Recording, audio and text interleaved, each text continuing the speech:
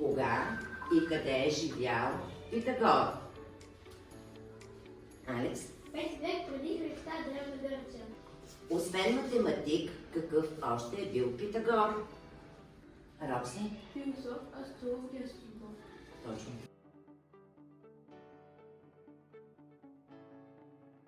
Питагоровата теорема. Използвани са естествено малки латински букви. Ето вижте на този чертеж. Те са А, Б и С. Ими? А и Б катети и С хипотенуз.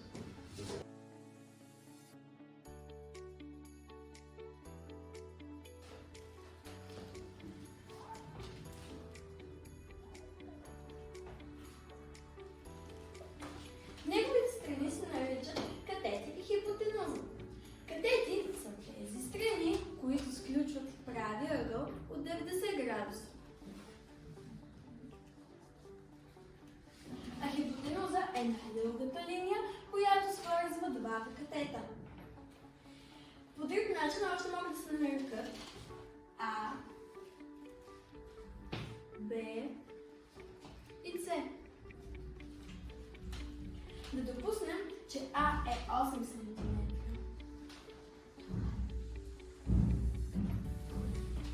Б е 6 см, а С е 10 см.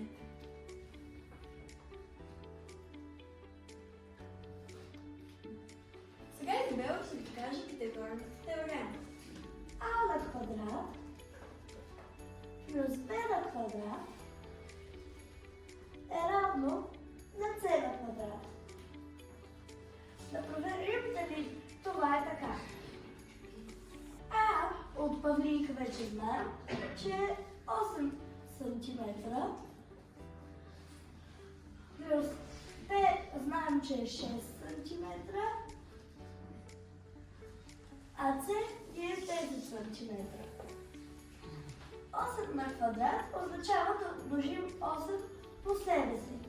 Тоест 8 по 8. Плюс 6 по 6, което ще ни е равно на 10 по 10. 8 по 8. Половина 10 в равенството горното 10. Втора степен. Да. 8 по 8 е 64. Плюс 6 по 6 е 36.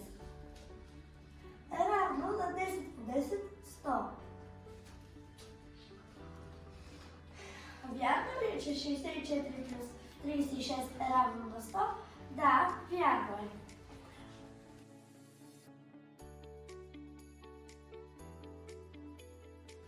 Тази черта се нарича дробна черта. Над дробната черта е числител, а под нея знаменател. Числителят е 3, а знаменателят 4. Произнася се 3 в четвърт. Тук числителят е 3, а знаменателят 5. Произнася се 3 в 5. Сега ще намерим, като запишем една обща дробна черта. Решавайте и вие. Числител по числител и знаменател по знаменател. 3 по 3 е равно на 9. Записваме 9. 4 по 5 е равно на 20. Съответно записваме 20. Получихме 9, 20. Вие получихте ли 9, 20? Да.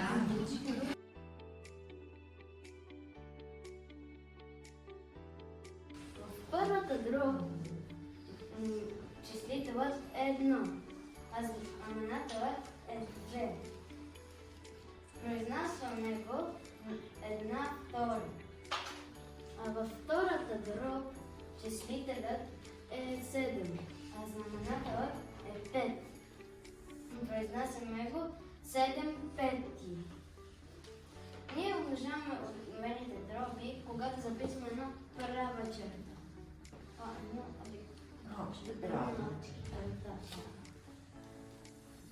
Умножаваме числител по числител и знаменател по знаменател. Една по 7 е 7. Записваме с дробната черта. 2 по 5 е 10. 7 десети. А вие колко получихте?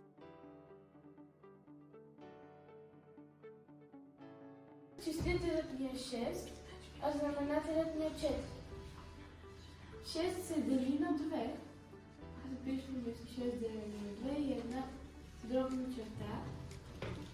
4 трябва също да го разделим на 2. Това е равно на 6 делено на 2 е равно на 3. 4 делено на 2 е равно на 2. Получаваме 3 втори. Сега ще ви покажа как да го запишем по по-краткия начин. 5 четвърти са равни на. Това тук си го пресмятаме устно. 6 делено на 2 е равно на 3. Зачерпваме 6 и си пишем 3. 4 делено на 2 е равно на 2. Зачерпваме 4 и си пишем 2. Така разбираме, че е равно на 3 втори. Обикновено доби ние делим като двете числа на числителя и знаменителя делителя. И делим по повършно положение. И става 3 четвърти по 3 втори и е равно 3 по 3 9, 4 по 2 8. Получихме 9 8. А вие колко получите?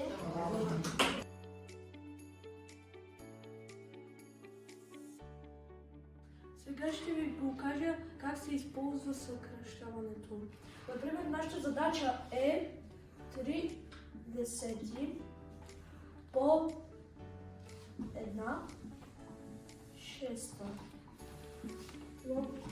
Слагаме дробната черта. 3 по 1 и 10 по 6. За да използваме съкращението, трябва, ако числителят и знаменателят се делят на едно число, както и при нас. 3 се дели на 3, 1. И 6 се дели на 3, 2.